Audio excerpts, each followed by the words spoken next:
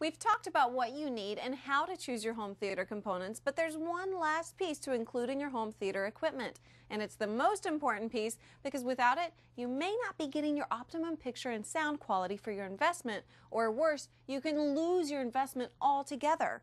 Here's what I'm talking about.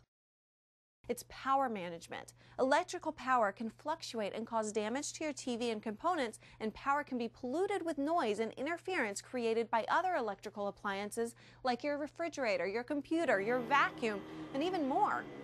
Let's call it dirty power. Yuck. This dirty power can cause a hum or a buzzing in your sound and pixel blocks called artifacts on your home theater audio and video.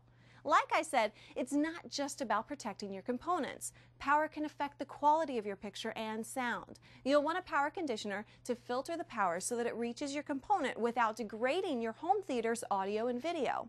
And dirty power may not even be coming from your home. You and your neighbors are on the same circuit. When your neighbor's air conditioning kicks on, it can affect your home theater, unless you protect and condition the power coming into your components. You have a lot of equipment to plug into an outlet. Don't be tempted to use an ordinary power strip like this one to add more outlets for your electronics. These budget surge protectors are not designed for the advanced needs of a home theater. One surge can destroy the protection circuitry inside a simple power strip, leaving your home theater equipment unprotected against secondary surges. A sudden surge of energy can damage your components or even destroy your whole home theater system.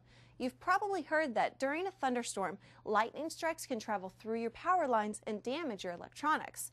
But did you also know that it can also travel through your coaxial cable that is connected to the TV antenna or satellite, or a spike can travel over the phone lines that are connected to your satellite receiver or DVR?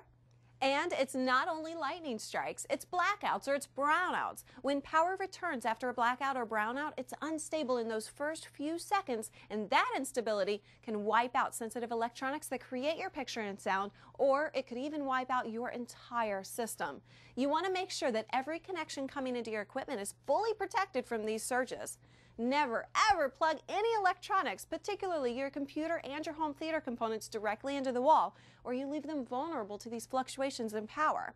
Instead, you want to use protection that keeps your equipment safe from power surges and spikes. But you want to make sure that you have all your components connected correctly and that all your lines, including your coaxial and your phone lines and your subwoofer, are connected too. A powered subwoofer that is connected to the wall can pass a surge back to the receiver through its subwoofer interconnect or speaker cables.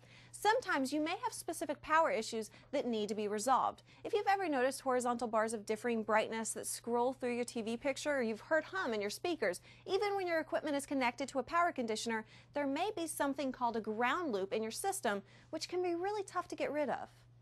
One solution is a power conditioner that has an isolation transformer system. Power coming into your home is in constant flux. In areas when the electrical grid gets overloaded, the voltage coming in through your wall outlets can dip or swell. For instance, this can happen in warm climates during the summer when air conditioners become a big drain on the available power supply.